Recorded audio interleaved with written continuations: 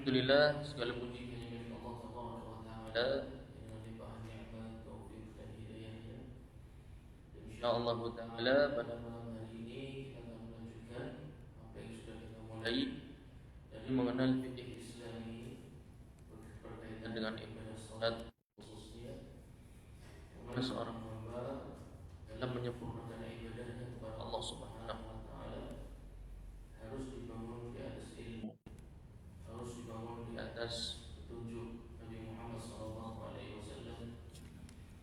Dan tentu salatnya seorang muslim yang hanya mengandalkan semangat saja tidak mungkin menyaingi salatnya seorang alim, sebagaimana sabda Nabi Muhammad SAW, wa fadlul alimi 'alal 'abid, sungguh keutamaan seorang yang ibadah di atas ilmu dibandingkan yang hanya modal semangat saja.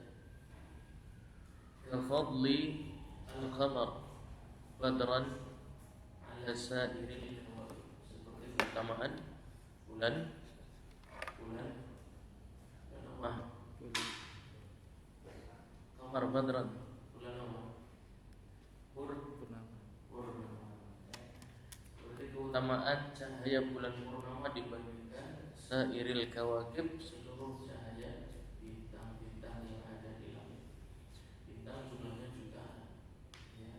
Orang yang ibadah dengan semangat itu banyak, tapi manfaatnya jauh lebih sedikit dibandingkan orang yang beribadah dibangun di atas ilmu. Dibangun di atas ilmu. Mungkin lebih sedikit ya jumlah sholat sunnahnya, mungkin lebih sedikit qiyamul lail. Di ilmu itu membuat hatinya penuh dengan perasaan harap ketika sedang sholat. Ya, banyak orang yang semangat ketika sholat memulainya, tapi mempertahankan khusyuk di dalam sholat tidak bisa. Kenapa? Karena minim ilmu. Ya, karena minim ilmu. Sedangkan seorang yang berilmu itu di dalam sholat terlihatnya biasa dan santai, tapi hatinya sibuk. Hatinya sibuk untuk memahami ayat-ayat Allah Subhanahu wa taala, lafaz-lafaz zikir yang dibaca, mulai dari takbir, ya, kemudian tasbih dan lain sebagainya. Tidak akan pernah sama ibadahnya seorang alim dengan seorang abid yang hanya modal semangat saja. Tentu bagaikan keutamaan cahaya bulan purnama, cuma satu bulan purnama, ya, cuma satu, tapi cahaya mampu menerangi seluruh penduduk bumi, khususnya kalau tidak ada listrik. Zaman dahulu sebelum ramai PLN, ketika bulan purnama itu keluar, katanya, saya sih nggak alami ya. Begitu memang real, ya. Mungkin antum ada yang ngalami zaman itu ya. Ada nggak yang ngalami? Allah barakallah, benar ya. Kalau bulan purnama pada keluar satu padahal bulan. Nah, bintang-bintang itu kan keluar terus. Tanya apa orang bisa, orang yang cuma ibadah untuk orang, maka ambillah jalan ilmu. Manfaatnya itu bukan hanya untuk diri sendiri, tapi juga untuk orang lain. Semoga salawat dan salam selalu tercurahkan untuk Nabi Muhammad sallallahu alaihi wasallam, kepada seluruh keluarganya dan kepada seluruh sahabatnya, dan yang mengikuti mereka di atas sunnah hingga hari akhir. Jemaah sekalian, dirahmati Allah Subhanahu wa taala. Sudah lama kita tidak melaksanakan ujian, tapi sebenarnya tidak perlu diuji. Kita langsung uji saat ini sudah. Baik, pertanyaannya, antum tahu hadis yang sudah kita sebutkan di pertemuan yang lalu tentang Nabi Sallallahu Alaihi Wasallam ingin membakar rumah orang-orang yang tidak sholat berjamaah di masjid. Kemudian juga ada hadis yang menjadi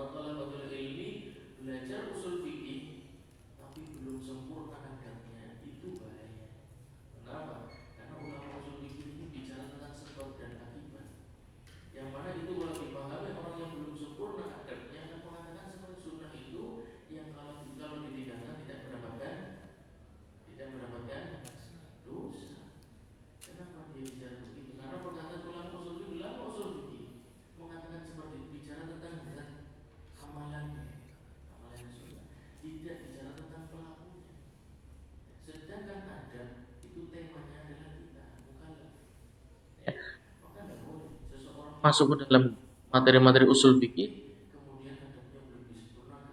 para ulama zaman dahulu pertama dipelajari adalah Al-Quran dan tidak sembarangan berbicara tentang halal dan haram, hal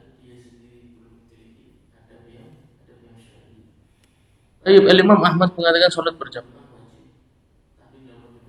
sun tangan dengan tolong ya, dan mendengarkan azan tidak mendatanginya sholat bagi. Nanti Imam Ahmad menyelisih hadis Nabi Sallallahu Alaihi Wasallam dan akhirnya muncul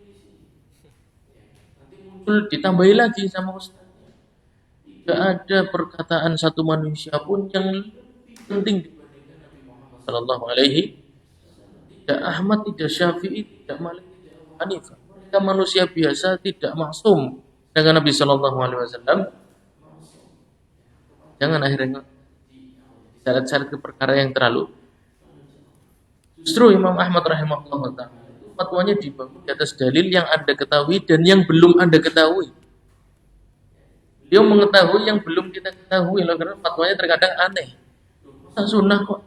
Arti hadis lain yang belum sampai kepada. Nanti kemarin sudah kita jelaskan. Sekarang siapa yang bisa menjelaskan bagaimana Imam Ahmad mengambil kesimpulan? Imam Ahmad mengambil kesimpulan bahwasannya salat berjamaah wajib masjid hukumnya sunnah. Padahal hadis tadi bunyinya punya hujah untuk merubah yang tadi katanya salat di masjid hukumnya wajib berdasarkan dua hadis. Dan menjadi salat wajibnya saja, salat jamaah saja yang wajib, tapi di masjidnya hukumnya sunnah. Apa hujah antum untuk menggugurkan makna dua hadis?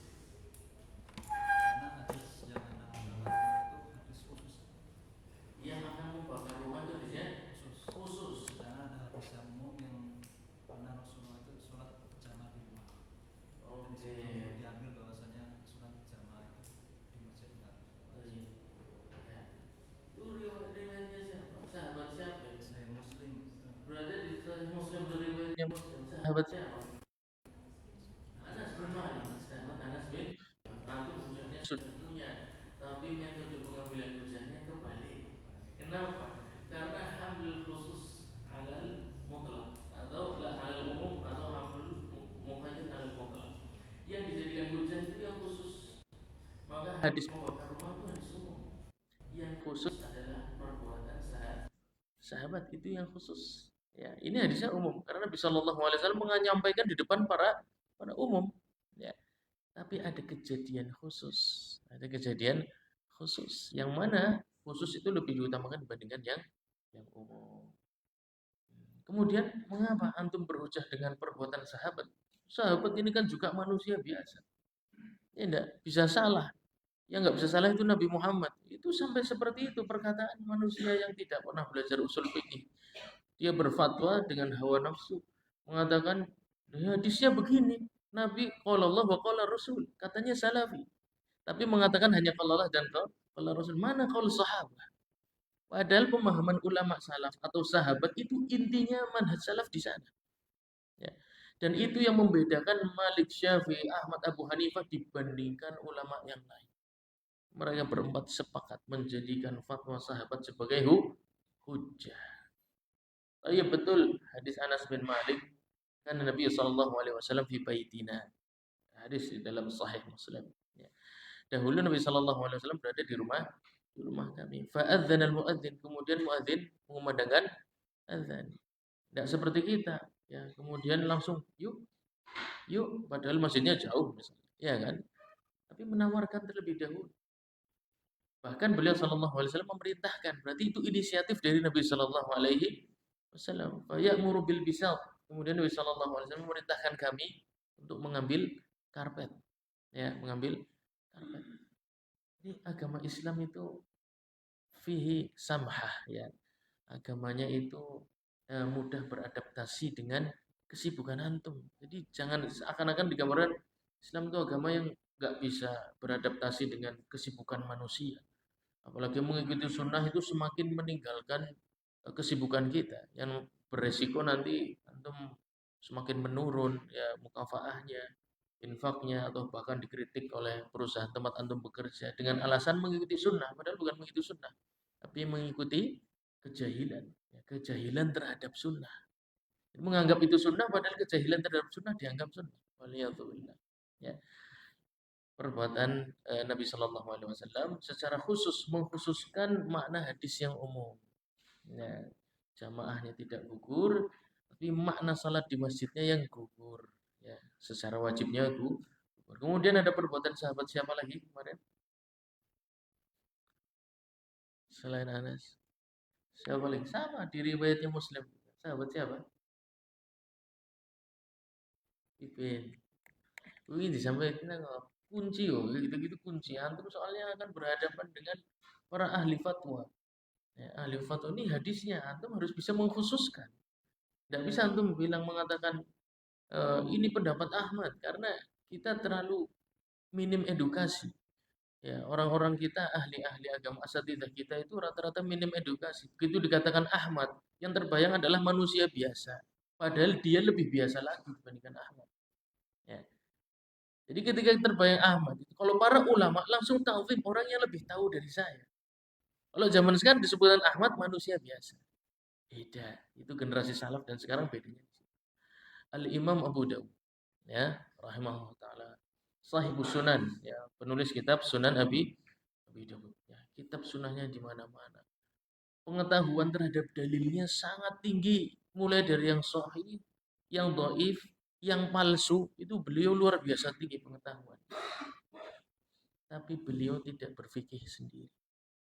Padahal beliau pengetahuan terhadap sunnahnya sangat tinggi. Termasuk sedikit di antara manusia zaman tersebut yang menguasai sunnah setajam beliau, Imam Abu Dawud. Ya, rahimahullah. Apakah beliau kemudian beristihad sendiri? Tidak. Beliau duduk mengambil ilmu dari seorang yang bernama Ahmad bin Hanbal. Ya, saya sebutkan satu lagi, Ali Ibnul Madini, rahimahullah taala. Syekhnya siapa? Syekhul Ma'ruf Ali Ibnul Madini. Syekhnya siapa?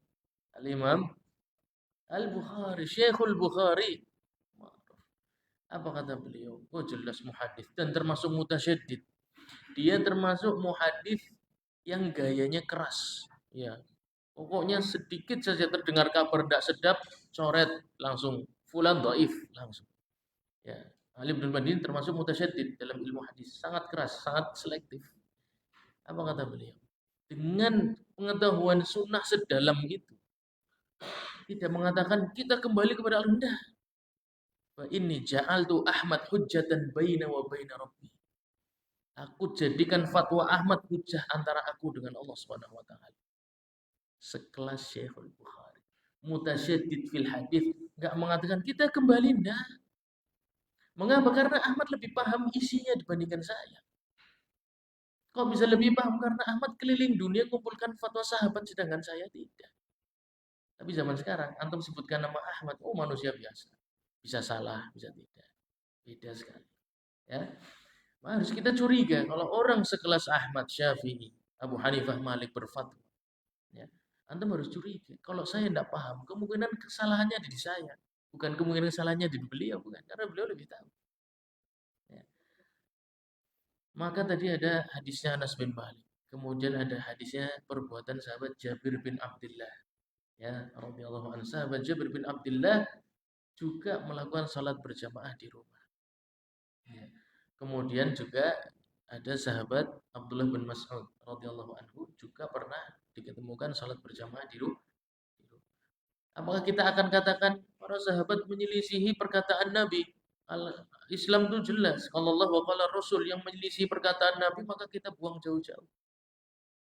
Menurut antum perkataan itu benar atau tidak? Kan berarti perbuatan sahabat Jabir dan Abdullah bin Mas'ud radhiyallahu anhu ini menyelisihi hadis apa tadi? Yang Nabi ingin membakar rumah orang yang tidak hadir salat berjamaah di masjid. Mana yang lebih utama, perkataan Muhammad sallallahu alaihi wasallam atau perkataan Jabir bin Abdullah atau perbuatan sahabat Abdullah bin Mas'ud? Mana yang lebih utama? Gimana antum menyelesaikan ini? Kenapa Ahmad lebih milih sahabat dibandingkan Nabi sallallahu alaihi wasallam? Kenapa Ahmad lebih memilih perbuatan sahabat dibandingkan perkataan Nabi sallallahu alaihi wasallam? Bagaimana menurut Anda? Jawabannya bagaimana?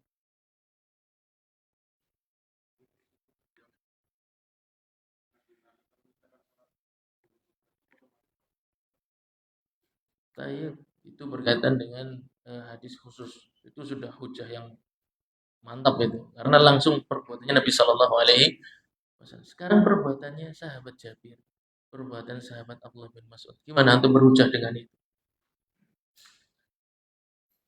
Sedangkan itu menyelisihi perkataan Nabi Shallallahu Alaihi Wasallam.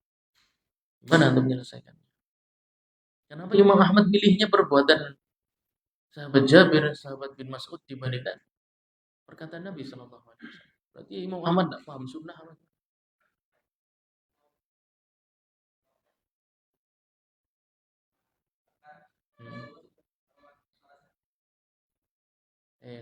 Tidak beliau lakukan. Tidak beliau lakukan. Tapi tetap saja tidak menghilangkan perbuatan sahabat Jabir menyelisihi sabda Nabi Shallallahu Alaihi Wasallam. Kalau menurut Imam Ahmad nggak menyelisih. Dan justru beliau berhujah dengan perbuatan sahabat. Mengapa?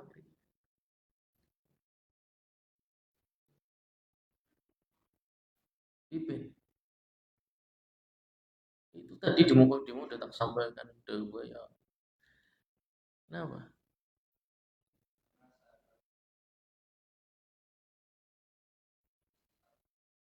Iya, betul. Ya. Perbuatannya bukan sahabat biasa loh. Ya, antum perhatikan perbuatan sahabat Jabir bin Abdullah radhiyallahu anhu, ma'ruf. Perbuatan sahabat Abdullah bin Mas'ud ini fukuha. Ini fukuhanya para sahabat. Kalau mereka melakukan fatwa baik dengan perkataan maupun perbuatan, tidak ada sahabat lain yang menyelisihinya. Namanya ijma. Ijma sukut itu banyak sekali dalam fikih digunakan hujah oleh Imam Ahmad dan para fuqaha yang lain. Tapi kita yang nggak paham.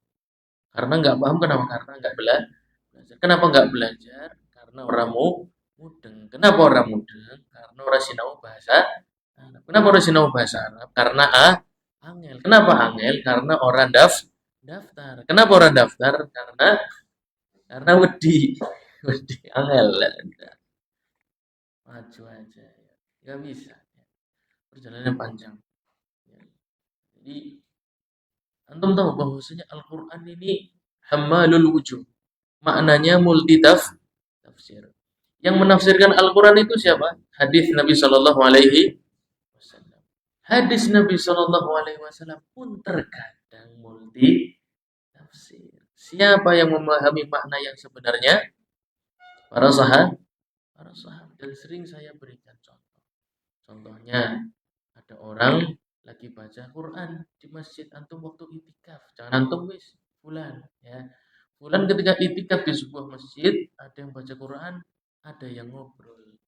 Ya, padahal kata Allah Subhanahu wa taala di dalam Al-Qur'an fa idza quri'al Qur'anu fastami'u lahu wa ansitu. Kalau dibacakan Al-Qur'an ya, fa idza quri'al Qur'an, kalau Al-Qur'an sedang dibaca fastami'u lahu, maka dengarkan dan diam. Berarti pada kejadian tadi ini orang yang ngobrol menyelisihi ayat Al-Quran dah. Ayat Al-Quran. Kemudian ketika masjid-masjid mau Jumatan itu kan pada nyetel murotal. Ya kan? Ada Al-Kahfi, ada Al-Baqarah, ada macam-macam. Berarti antum kalau pas jam itu lagi di pasar, orang lihat jangan-jangan. Orang lihat ngomong sih. Pastami'u lahu, dengarkan dan ketika itu bunyi dan antum ngobrol dengan orang di pasar, semua orang menyelisih Al-Quran. Karena sedang dibacakan Al-Quran multitafsir. Ya. Kemudian apa kata Imam Ahmad? Kata Imam Ahmad boleh. Ada orang baca Quran dan antum ngobrol, boleh. Tidak ada masalah. Kenapa? Karena ayat tadi turun pada kejadian tentang salat. Wa ajma'u anna hadhil ayat nazalat fi shalah. Imam Ahmad, para sahabat sepakatnya kemungkinan sukuti. Karena fatwa tentang masalah ini sedikit. Kemungkinan sukuti namanya. Ya. Bahwasanya ayat ini tentang ketika baca Quran tidak boleh kita tidak boleh ngobrol dan wajib mendengarkan. Ini bicara tentang sholat. Berarti kalau di luar sholat tidak mengapa. Ya, itu beberapa contoh. Bagaimana fatwa sahabat, apalagi ijma'nya, baik ijma' yang sebenarnya maupun ijma' yang sukuti, itu menghukumi hadis Nabi Shallallahu Alaihi Wasallam. Ya. Dan itu ciri khas manhaj salaf. Tidak boleh kehilangan identitas. Ya. Ciri khas manhaj salaf adalah berhujjah dengan fatwa sahabat. Dan itu yang tidak dilakukan oleh kaum Khawarij, Syiah, Jabariyah, Qadariyah, dan seluruh aliran-aliran yang menyimpang. Kelemahan mereka satu. Mereka meninggalkan berhujjah dengan fatwa sahabat. Antum jangan ikuti cara mereka. Ya. Jangan cuma ngeklaim manhaj salaf, kemudian prakteknya enggak. Manhajnya Khawarij. Karena Khawarij itu mencukupkan dengan Quran dan Sunnah. Tidak mau mendengarkan fatwa sahabat. Itu Khawarij. Ya, mereka mencukupkan dengan Quran dan Sunnah. Syiah pun sama. Syiah dikira nggak punya dalil dari Quran dan Sunnah. Banyak. Mereka punya dalil dari Quran dan satu yang mereka tinggalkan. Apa? Fatwa sahabat. Maka kita mengaku bermanhaj salaf, jangan tinggalkan fatwa sahabat. Karena itu akan membimbing antum memahami Al-Quran dan Sunnah Nabi Sallallahu Alaihi Wasallam. Baik. Selesai masalah sholat berjamaah wajib. Adapun di masjid hukumnya sunnah. Tapi kita katakan jangan sampai menjadi syiar. Jangan sampai menjadi syiarnya manhaj salaf adalah berjamaahnya di rumah. Tetap syiar kita berjamaah di masjid. Tapi kalau ada kondisi mendesak, kondisi yang memberatkan, maka Islam agama yang ada fushah, ada jedanya, ada ruang untuk memberi antum sekedar sesekali berjamaah di rumah karena ada perkumpulan keluarga dan lain sebagainya, ada hajat menyebabkan tidak bisa salat berjamaah di masjid. Contoh di masjid bacaannya panjang misalnya, ya antum harus ke dokter dalam waktu yang cepat, ya maka salat berjamaah di rumah bersama keluarga, kemudian segera ke dokter mengejar jam. Kalau ketinggalan dokternya sudah pulang, nah, bisa jadi nanti alasannya tidak jadi berobat karena melaksanakan sunnah berjamaah di masjid. Yang salah jadinya sunnahnya. Padahal bisa dia berjamaah di rumah kemudian segera untuk pergi ke dokter dan lain atau hajat yang lain, safar dan lain sebagainya. Ya, tapi jangan menjadi syiar bahwasanya berjamaah itu dulu. Tidak, berjamaah syiarnya di masjid, tapi terkadang sesekali jika memang mendesak boleh dilakukan di rumah dan bukan dosa. Boleh, ya bukan kesalahan. Baik. Kemarin sudah disampaikan juga tentang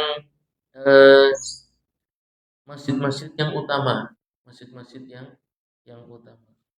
Wal afdal, ya ada kondisi perang dan kondisi tidak. Kondisi perang itu seperti yang di perbatasan. Orang-orang di perbatasan negara itu dihukumi kondisi perang.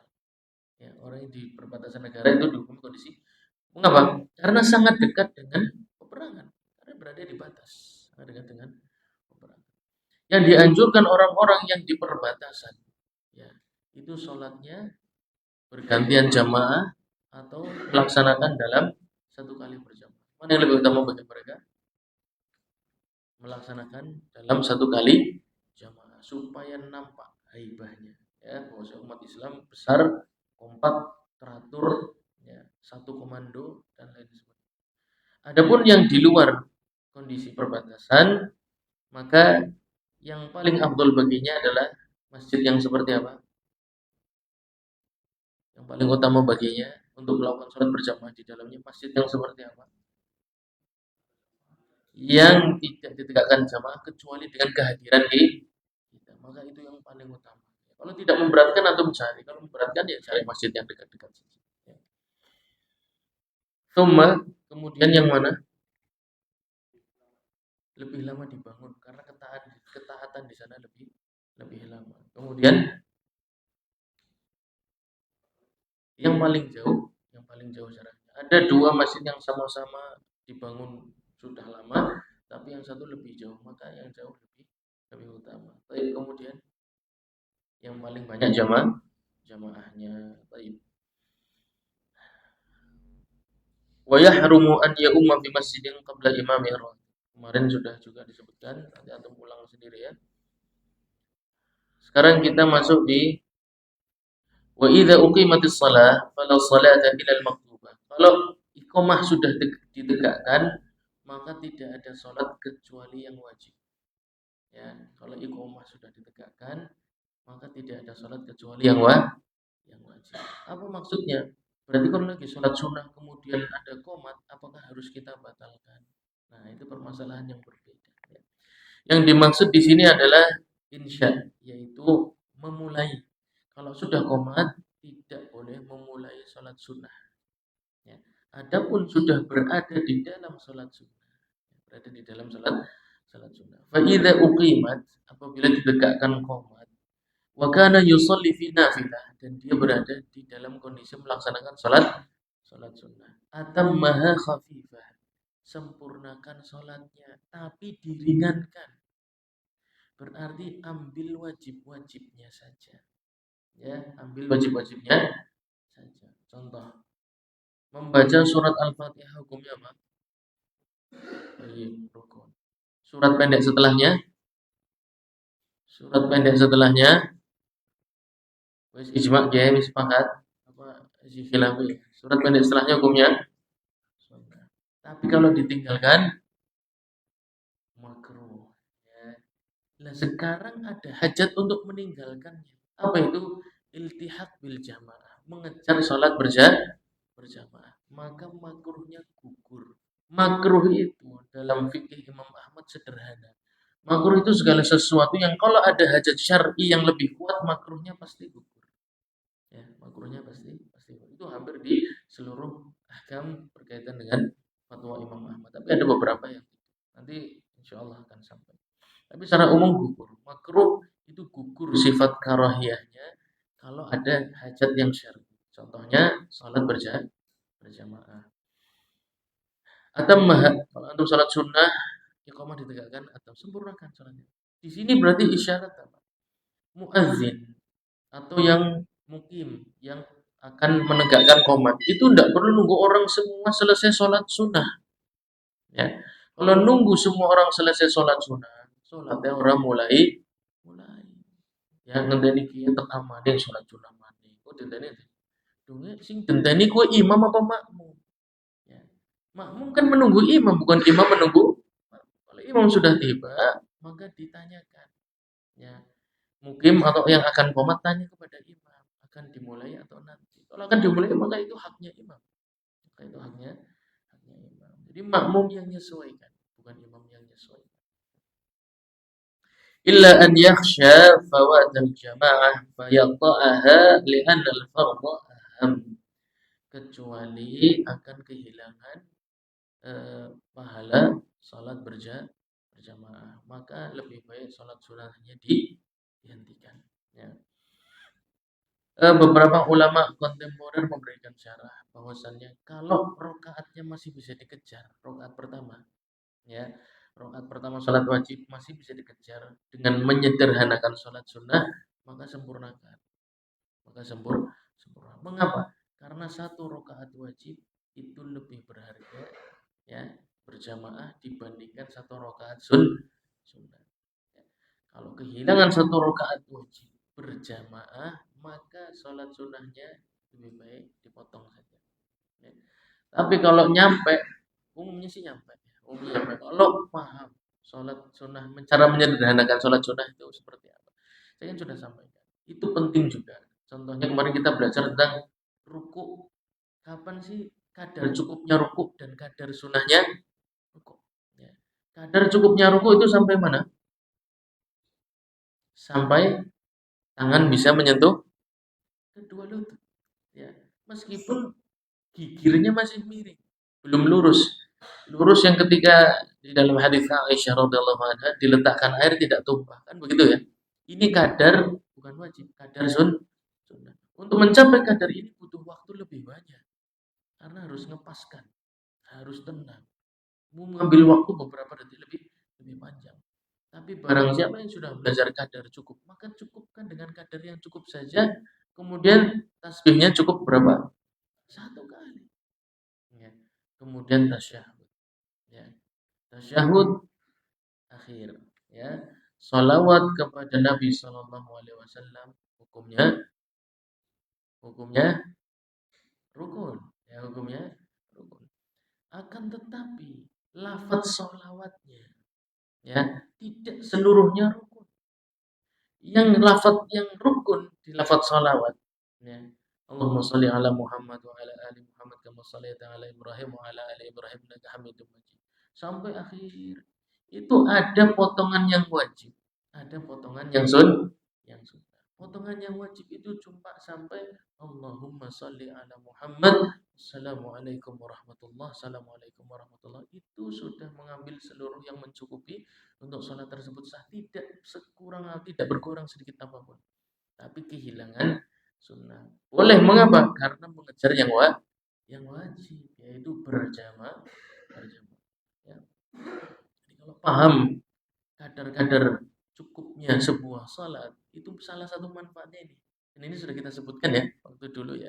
Salah satu manfaat membedakan antara kadar wajib dan kadar sunnah. Kadar cukup dan kadar sunnah. Itu kalau waktunya mepet.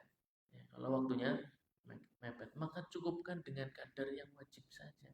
Sehingga antum bisa mengerjakan kewajiban yang lainnya, itu sholat wajib berjamaah. Baik. Wa man kabbara ma'muman qabla salami imamihi al-ula lahiqal jamaah. Barang siapa makmum yang takbiratul ihram sebelum imamnya salam pertama, ya, sebelum imamnya salam, lahiqal jamaah, maka dia terhitung mendapatkan pahala salat berjamaah. Meskipun cuma dapat 1 detik bersama imam. Allahu Akbar, imamnya langsung mengucapkan 1 detik setelahnya Assalamualaikum warahmatullahi Assalamualaikum warahmatullahi, maka dia sudah mendapatkan pahala jamaah. Li'annahu adraka juz'an min salatil imam fa ashbaha law adraka rak'atan. Wa in lahiqahu al masbuq raki'a, sedangkan kalau imamnya ruku', dakhala ma'ahu fi rak'ah. Imam ruku' dan makmum kemudian mendapatkan ruku' bersama imam. Nanti tafsirnya akan disampaikan. Maka terhitung 1 rakaat, ma'ruf ya. Sebagaimana dalam hadis riwayat Al-Imam Abu Dawud, Nabi sallallahu alaihi wasallam bersabda, "Man adraka ar-ruku' faqad adraka ar-rak'ah." Barang siapa mendapatkan ruku' bersama imam, maka terhitung baginya 1 rakaat. Fayudrikur raka'ah idza ijtama'a ma'al imam fir ruku'. Apa yang dimaksud kadar seorang makmum sudah ruku' bersama imam? Kadarnya seperti apa? Khilafiyah ini sudah kita sebutkan. Ya, ada yang mengatakan kadar makmum bersama imam ruku' bersama adalah cukup untuk membaca 1 kali tasbih. Tapi disanggah oleh para ulama yang lain. Karena apa? Karena kondisi orang mengejar sholat berjamaah ini seringkali tidak cukup untuk mengucapkan zikir apapun. Karena masih ngos-ngosan misalnya, ya, mengejar jamaah, ngejar ruku', udah ketinggalan, jalannya cepet. Itu belum sempat ngomong apa-apa, masih diem aja. Tapi sempat 1 atau 2 detik bersama imam. Apakah tetap dihitung rakaat atau tidak? Nah, dan itu sudah kita sebutkan pertemuan yang lalu, yang dikuatkan oleh beberapa ulama mutakhirin adalah walaupun hanya sesaat, ya, makmum walaupun hanya sesaat bersama imam ruku', maka sudah dihitung mendapatkan rakaat, meskipun tidak sempat mengucapkan ketika ruku' tasbih, membaca tasbih. Jadi ngejar imam sedang ruku', Allahu Akbar, ruku', belum sempat ngomong apa-apa, tapi sempat bareng 1 detik paling enggak. Walau sesaat imamnya berdiri, itu sudah dapat, antum enggak perlu ragu. Meskipun belum sempat membaca tasbih, sudah dapat. Ya. Karena memang ruku' bersama imam.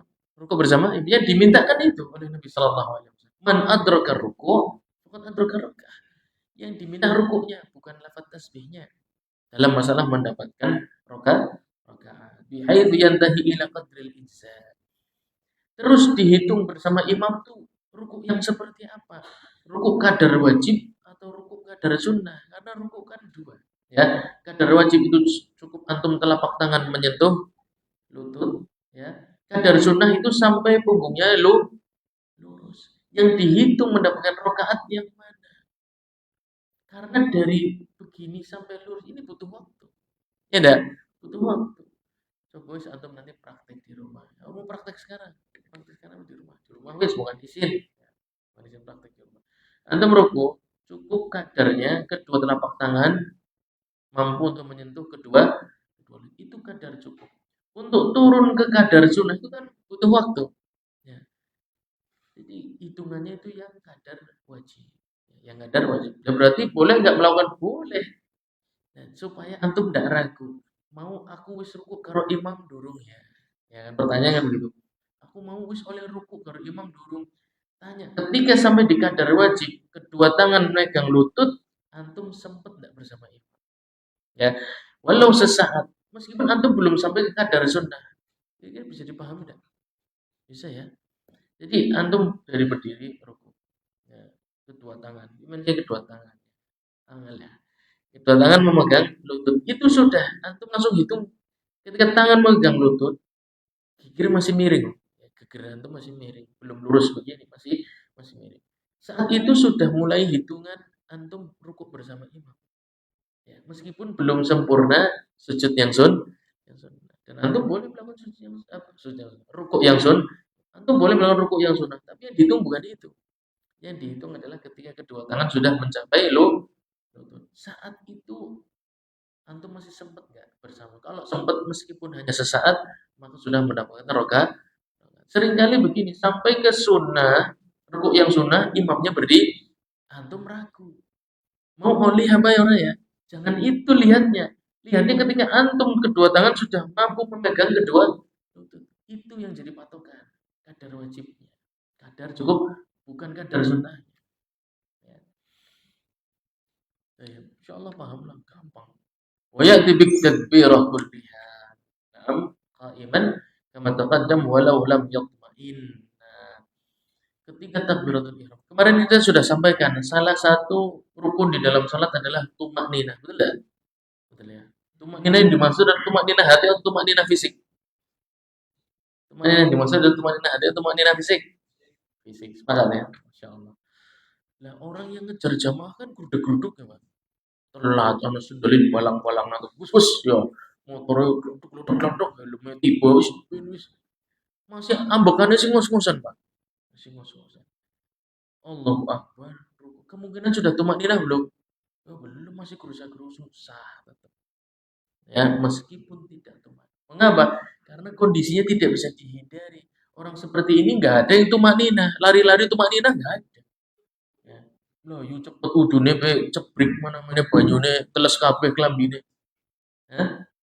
Ya, pasti kehilangan tumakninah. Oleh karena itu ini termasuk kondisi-kondisi yang rukun tumakninah sedikit diberi toleransi. Agama Islam samha fusha ya, pasti bisa hidup dengan antum dalam kondisi apa. Ya, syaratnya belajar aja. Kalau belajar insyaallah mudah. Tsumma yatma'in, kemudian tenanglah Anda. Ketika sudah masuk dalam salat, tenangkan seluruh anggota tubuh. Ya. Wa yutabi, kemudian mengikuti gerakan imam. Ya. Wa ajza'athu tahrima an takbiratir ruku'. Kalau imam sedang ruku', maka cukup yang wajib adalah takbiratul ihram. Jangan digabung jadi satu. Niat takbiratul ihram dan takbiratul ruku'. Kalau digabung malah tidak sah. Ya, karena takbiratul ihram hukumnya rukun. Ya, takbiratul ruku' hukumnya wajib. Yang rukun tidak mungkin digabung dengan yang wajib. Justru yang rukun bisa menggantikan yang wajib. Jadi kalau dibarengkan niatnya malah salah. Niatnya cukup takbiratul ihram saja ya. Wal afdal an ya'tiya bi takbirataini. Yang afdal kalau waktunya cukup maka datangkan keduanya. Allahu Akbar, kemudian sambil ruku Allahu Akbar. Itu yang afdal. Syaratnya satu, cukup waktunya untuk mendapatkan rakaat bersama imam. Kalau imamnya sudah kayak tanda-tanda ancang-ancang angkat-angkat ya, terus mulai kayak angkat-angkat, udah cukup satu takbiratul ihram langsung ruku. Ya. Dan rukunya antum jangan ragu, bukan yang sudah lurus. Tangan sudah megang lutut, imamnya belum berdiri, sudah sah dapat satu. Ya. Fa inna wa huma bi takbirah wa nawa bir ruku' lam yuzhi. Kalau diniatkan dua-duanya dalam satu takbiratul ihram, niat takbiratul ihram dan niat takbiratul ruku' justru enggak bisa. ya malah nggak sah salatnya. Cukupkan dengan takbiratul ihram. Lah kalau imamnya sedang sujud, maka tidak perlu melakukan takbiratul intiqal yang wajib, jadi tidak perlu, cukup takbiratul. Kenapa tidak ada kondisi berdiri langsung sujud? Maka tidak ada takbiratul intiqal.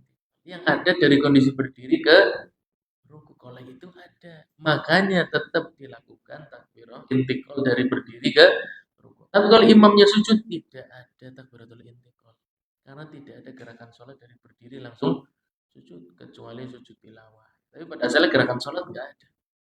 Ya. Wa yustahabbu dukhuluhu ma'ahu haitsu adrakahu, dianjurkan mengikuti masuk ke dalam sholat apapun yang Anda temukan. Imam sedang ruku, sedang sujud, duduk di antara dua sujud, tasyahud, ketika mendapatkannya langsung masuk. Wa yalhaq ma'ahu fi ghairi ruku' bila takbir, dan tidak perlu takbir intiqal kecuali satu ruku saja.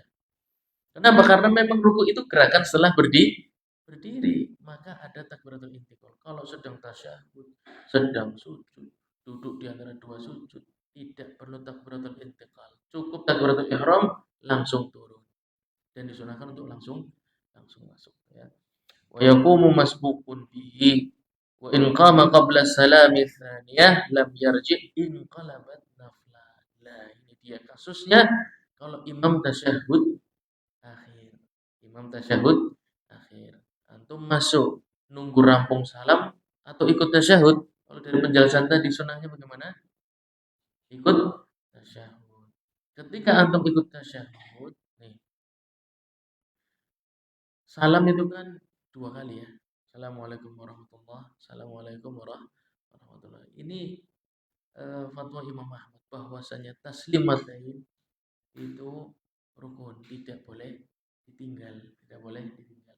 Resikonya apa? Kalau imam belum salam dua kali, maka makmum tidak boleh berdiri. Kalau makmum yang masbuk berdiri, salam keduanya belum selesai, maka dia sudah keluar dari salat. Maka salatnya berubah jadi salat sunnah. Salat wajibnya gugur. Ya. Maka perhatikan yang masbuk masuk di tasyahud, pastikan imam sudah selesai dari salam yang kedua. Karena dua salam tersebut hukumnya rukun. Nah, terus kalau lupa gimana? Kalau lupa segera kembali. Ya, kalau lupa segera kembali. Mau berdiri lupa, oh ya tadi belum selesai. Antum kembali duduk dulu, kemudian baru berdiri lagi. Kenapa kok begitu? Kenapa nggak langsung batal? Kenapa boleh kembali lagi kemudian berarti terhitung salat berjamaah bersama?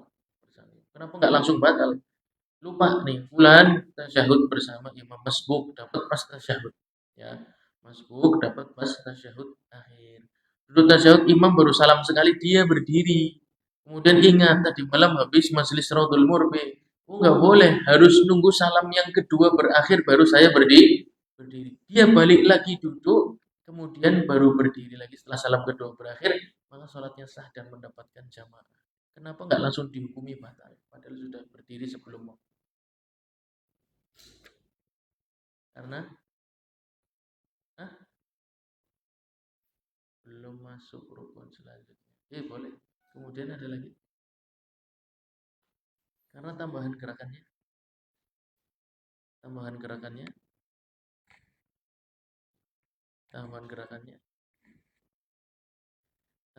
gerakan salat. Tambahannya gerakan dan dilakukan tanpa sengaja. Ya, maka tidak batal selama dia kembali. Itu salah satu praktek dari ilmu yang sudah kita ambil. Tapi kalau kembali nggak sengaja berdiri, kembali lagi, lupa misalnya kembali, maka salatnya sah. Wala qira'ah ala ma'mum, dan permasalahan membaca surat dalam salat berjamaah. Adapun makmum dalam salat berjamaah, mau yang jahar, mau yang sir, mau jamaahnya banyak, mau jamaahnya sedikit, pada asalnya makmum tidak wajib gugur kewajiban membaca surat di dalam salatnya. Ya. Wa yatahammalul imamu anhu qira'atal Fatihah. Ya, dan surat Al-Fatihah kewajibannya ditanggung oleh imam. Sebagaimana hadis riwayat Imam Ahmad, "Man kana lahu imam fa qira'atuhu lahu qira'ah." Barang siapa memiliki imam, maka qiraahnya imam baginya adalah qiraah. Sudah dicukupkan oleh imam. Wa yustahabbu, tapi disunahkan. Ya, tadi kita bicara kaidah dasar. Bacaan Al-Fatihah bagi makmum pada asalnya tidak wajib. Ya, bacaan Al-Fatihah bagi makmum pada asalnya tidak wajib. Sholat apapun selama berjamaah maka makmum pada asalnya tidak wajib baca surat Al-Fatihah. Lalu anggar maca pimen apik. Ya, kalau membaca bagus, tapi dibedakan dulu salatnya salat apa. Ya. Wa yustahabbu lil ma'mum an yaqra'a fi israri imamihi fi ma la yajharu fihi al imam.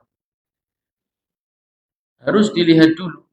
Kalau memang salatnya di bagian yang imam diam, yaitu salat sirriyah atau jahriyah, tapi di rakaat ketiga dan keempat, ya, maka disunahkan bagi makmum untuk membaca surat Al-Fatihah, ya, disunahkan.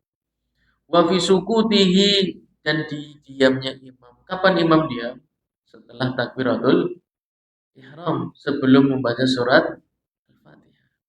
Antum daripada kosong, ya, ayo imamnya mulai ini sudah mungkin istiftah 7 riwayat dia baca semua, mungkin, ya. Kemudian ta'awudnya juga yang panjang, ya. Kemudian juga basmalahnya juga dia panjang. A'udzu billahi minasyaitonir rajim. Jadi dia untuk dirinya sendiri dihitungkan bacanya, Pak. Ya, dipanjang-panjangin. Antum mungkin ini sudah orang mulai-mulai sih Al-Fatihah. Daripada ngelamun, ya, pikirannya menyang-menyang, kehilangan khusyuk, maka boleh antum membaca surat Al-Fatihah. Antum dapat satu ayat, Alhamdulillahirabbil alamin. Nanti imamnya baca Alhamdulillahirabbil alamin sampai selesai. Ketika antum sedang baca Alhamdulillahirabbil alamin, kemudian imam membaca, maka antum harus diam, harus memotongnya. Kemudian imam diam lagi cukup lama. Ketika sampai waladhdallin amin. Lamanya apa, Pak? Mikir, murojaah dulu, Pak. Ya, imamnya murojaah dulu. Ya, ayatnya mau surat apa ya? Cuy, antum daripada ngenteni, daripada antum mikir suudzon kepada imam, ya kan? Imamnya kelalen ya. Imam baca Al-Fatihah selesai. Ya, lanjutkan ayat yang kedua. Ya, Alhamdulillahirabbil alamin sudah antum baca ketika setelah takbiratul ihram, kemudian antara Al-Fatihah ke surat berikutnya imamnya murojaah dulu. Oh, santai aja. Antum enggak perlu suudzon, enggak perlu khawatir, enggak perlu runda. Ya. Baca Al-Fatihah, Ar-Rahmanir-Rahim, Maliki yaumiddin, iyyaka na'budu wa iyyaka nasta'in, ihdinas siratal mustaqim. Ya, tapi sir, ya. Sambil nunggu imamnya membaca surat berikutnya. Kalau sudah baca surat berikutnya yang jahriyah, maka antum harus diam. Kemudian ada diam lagi. Diamnya imam kapan? Setelah membaca surat pendek sebelum rukuk. Jadi imam itu diam ada 3 kondisi. Ya, di salat-salat yang jahriyah, ketika berdiri imam itu diam pada 3 titik. Yang pertama itu setelah takbiratul ihram, sebelum membaca surat Al-Fatihah. Yang kedua setelah membaca amin, sebelum membaca surat pendek. Yang ketiga setelah membaca surat pendek, sebelum takbirah intikal. Di 3 diam itu antum jangan ngelamun, karena sholatnya berjamaah. Diamnya kita ngikuti diamnya imam. Imamnya diam, jangan antum ikut-ikut diam. Kalau imamnya diam, dia mikir, antum diamnya melongo. Ya kan? Isi melongo tersebut dengan membaca surat Al-Fatihah. Boleh. Ya, itu lebih baik dibandingkan diam kemudian tidak ngerti mau ngapain. Wa fi ma idza lam yasma'hu li bu'din anhu, dan juga selain di diam-diamnya imam, juga kalau imamnya baca tapi orang krungu. Contoh salat berjamaah di masjid yang besar, softnya sampai 100 soft, ya. Ada nggak masjid di Tegal softnya sampai 100? Nggak ada ya? Ya, nanti antum yang bikin insyaallah. Ya. Namanya masjid apa? Masjid atau soft, ya. Masjid 100 soft. Ya. Kan nggak harus masjid nama yang umum-umum, kan Darul Ilmi, ya Darut Tauhid dan lain sebagainya umum. Antum pakai nama yang baru. Mi'atus Sof ya. Masjid 100 sof. Maksudnya apa harapannya? Banyak yang salat di situ. Banyak salat di situ. Lah bakso. Ya. Lah, imam sedang membaca surat Al-Fatihah, listriknya mati, Pak. PLN sekarang lagi sering pemadaman ya. Lagi sering pemadaman, nggak tahu tuh sebabnya apa. Ada yang di PLN enggak tahu? Nggak ada? Eh? Nggak ada. Ya orang pun takon toh. Ah, kono bayar, soalnya bayar. Kan berhak tanya. Ya, bayarnya berhak takon bisa nih mati. Ya, ngomong bayarnya orang tahu mati, ya kan? Bayarnya kemengnya masa ya repot kan kayak gitu. Ya. Tapi kenapa ada sering terjadi pemadaman? Tiba-tiba terjadi pemadaman pas lagi sholat berjamaah. Mikrofon tentu mati, ya kan? Imam kencengnya seberapa? Softnya B100, Pak. Softnya panjang sekali, antum kebetulan di soft terakhir. Imam maca tapi bu maca apa? Bukan surat yang lain, ya kan?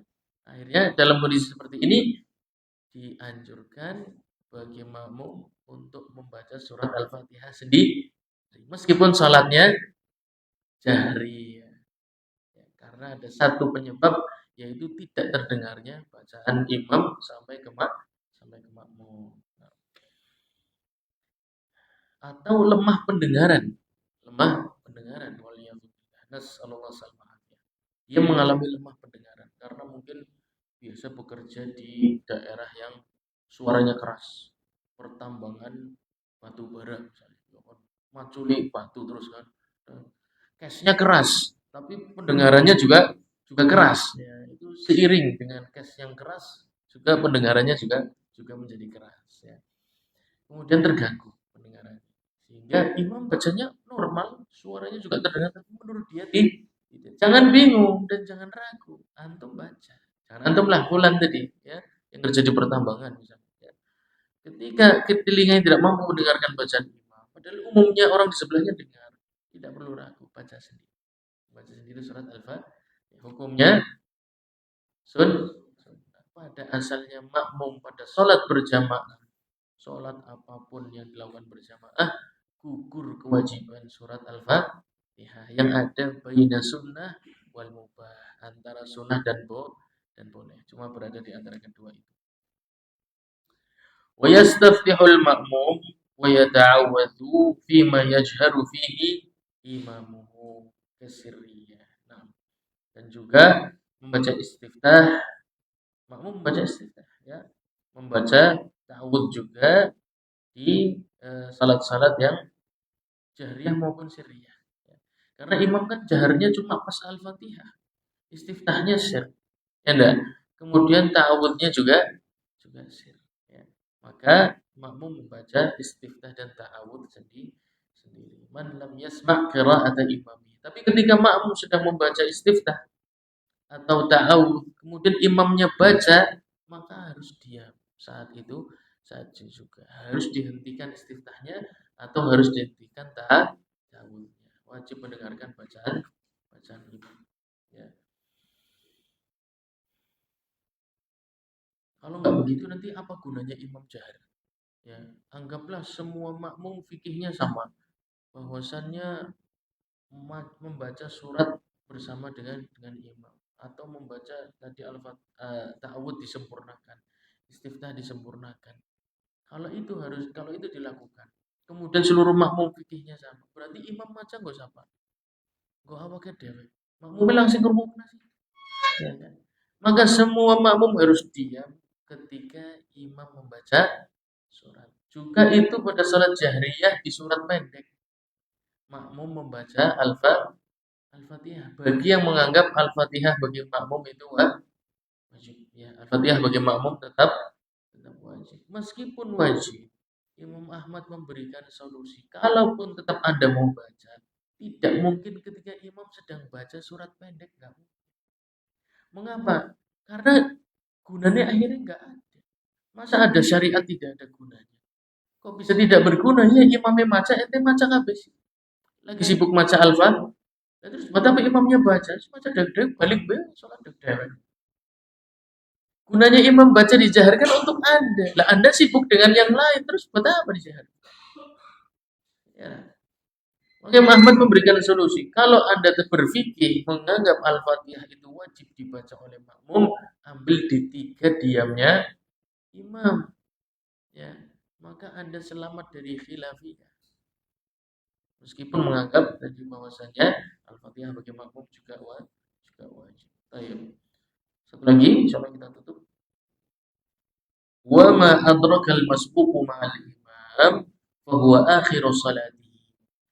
Rakaat yang ditemukan bersama imam, makmum masuk masbuk dapat rakaat ketiga, maka dia sedang rakaat ketiga, bukan rakaat pertama. Ya, mengapa? Karena harus sama sebagaimana sabda Nabi Shallallahu Alaihi Wasallam, "Sallu kama ra'aitumuni." Kalau aku sedang sholat maghrib, kamu sholat maghrib. Kalau aku sedang sholat subuh, kamu sholat subuh. Kalau saya di rakaat ketiga, berarti kamu di rakaat ketiga. Kalau saya di rakaat keempat, berarti kamu di rakaat keempat. Itu resiko sallu kama ra'aitumuni usolli seperti itu. Ya, tidak boleh ada perbedaan niat, tidak boleh ada perbedaan rakaat. Harus sama. Saya satu, kamu satu, saya dua, kamu dua. Saya tiga, kamu tiga. Ikuti semua yang saya lakukan dalam salat-salat saya. Itu resiko dari sabda Nabi Muhammad SAW. Bahwa akhir salat ini, kalau Anda masuk ke dalam salat berjamaah di rakaat ketiga, maka Anda sedang berada di rakaat ketiga. Yang diqadha nanti berarti rakaat berapa? 1 dan 2. Rakaat 1 dan 2 itu ada baca surat pendeknya enggak? Ada. Kalau ditinggalkan apa tadi? Makruh, kecuali ada hajat. Maka bacalah. Ya. Istiftah. Ada enggak di rakaat 1 baca istiftah? Ada. Baca ta'awudz. Ada. Ya, maka baca di rakaat pertama. Wa may yaqdihi awwaluha yastaftihu lahu wa yata'awwadz wa yaqra' surah. Lakin law adraka rak'atan rubaiyatan wa maghrib tasyahhad aqiba ukhra wa yatawarrad. Nah, mengqadha salat tadi, yang mengqadha salat itu ada 2 riwayat. Yang pertama hadis Nabi sallallahu alaihi wasallam. Ya. Wa ma fatakum fa'atimu. Sedangkan salat yang kalian kurang, ya. Wa ma adraktum min syai'in fasallu wa ma fatakum min syai'in fa'atimu. Salat yang sedang kamu hadapi, maka ikut salat. Kemudian yang kelewat, maka sempurnakanlah. Makna sempurnakan kata para ulama itu berarti 1 2, menyempurnakannya itu 3 dan 4.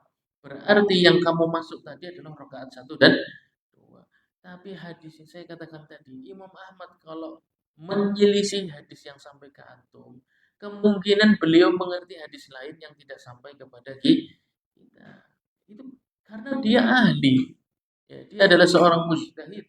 Imam zamanihi, seluruh ulama di zaman mengakui beliau. Ya. Nggak seperti kita, kalau kita pengen diakui. Kalau Imam Ahmad itu diakui orang seluruh dunia. Kalau kita ingin diakui, beda. Ya. Beliau diakui orang seluruh dunia, fatwanya ijtihad. Ya. Riwayat yang lain mengatakan faqdu. Adapun rakaat yang tertinggal maka diqadha. Kalau diqadha berarti yang sebelumnya. Berarti yang tadi sholat saya 3 dan 4, yang diqadha pasti berarti 1 dan 2. Nah, maka maksud menyempurnakan fa'atimmu di sana adalah maka qadhalah salat yang tertinggal.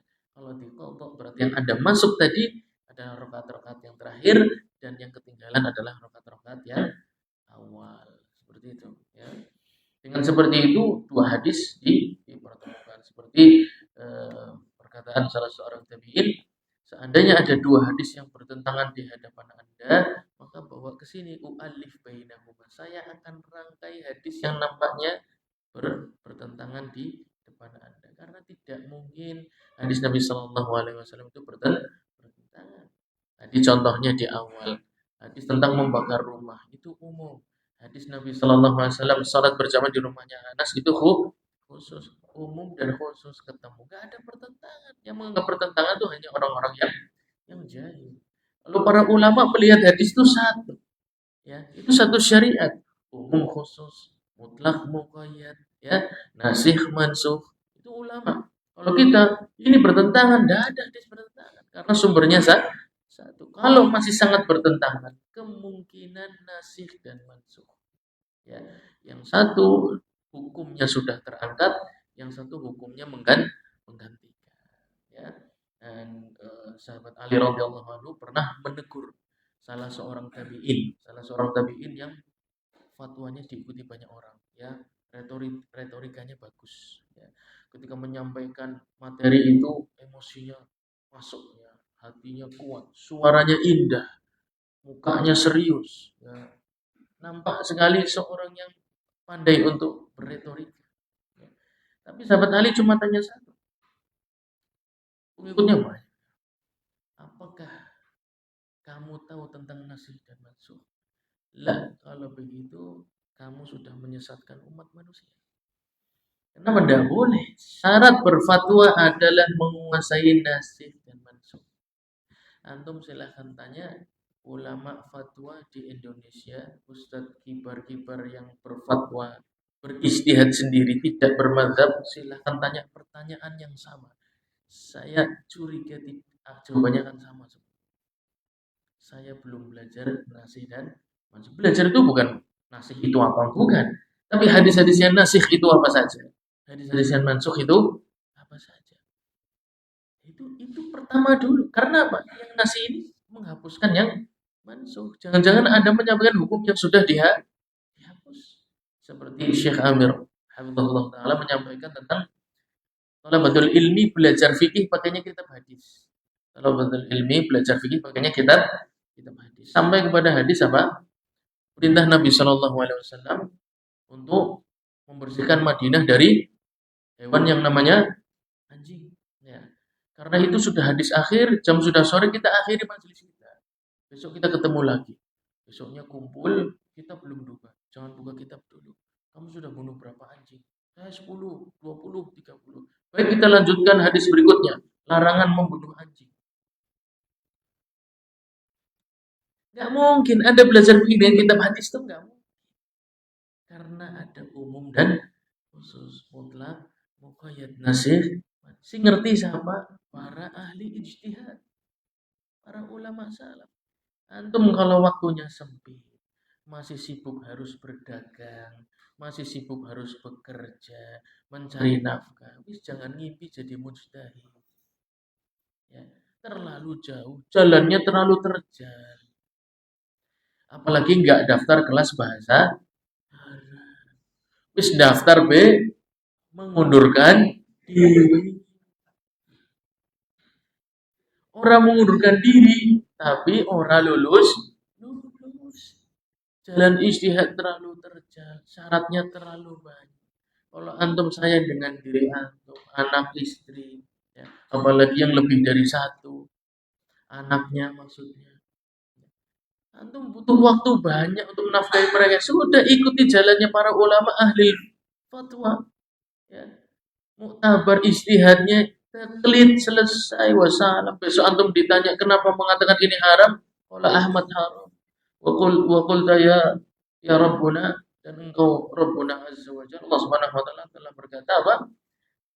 Fas'alu ahla dzikri in kuntum. Tugas kita selesai ketika taklid. Nah sekarang para asatidzah itu nyuruh kita, orang-orang awam yang sibuk kerja, sibuk dagang, sibuk ngeliling, disuruh beristihad. Nggak masuk akal ya. Jangan kan nasikh dan mansukh. Nasikh tahu pengabean nasikh yang paham bakal wedus nasikh anak. Mansukh bakal iwak kanang pai. Masa orang begitu disuruh beristihad? Ya kita sadar diri. Kita terlalu rendah dibandingkan para ulama. Kemampuan kita terlalu jauh dibandingkan mereka. Pengetahuan kita sempit. Paling tahu 1-2 hadis. Mereka 10-20 hadis. Terkadang Imam Ahmad rahimahullah ta'ala ketika mengetahui khilaf suatu masalah, ditanya, beliau mengatakan la adri. Kalau kita ngomong la adri, gue memang orang ngerti dan orang mudeng. Oleh Imam Ahmad mengatakan la adri, saking mudengnya tapi belum mengambil sikap akan menguatkan pendapat yang beliau mengatakan la adri. Jadi kita akan menganggap Ahmad bisa salah bisa benar, ya ente lui bisa salah bisa benar Pak. Ya. Kami mengajak antum kepada ulama salaf. Ini manhaj salaf. Ya. Pahami Quran dan Sunnah menggunakan pemahaman pemahaman para ulama salam, bukan menurut kita. Ya, bukan menurut kita. Tapi insyaallah kita lanjut di pertemuan yang akan datang. Semoga sedikit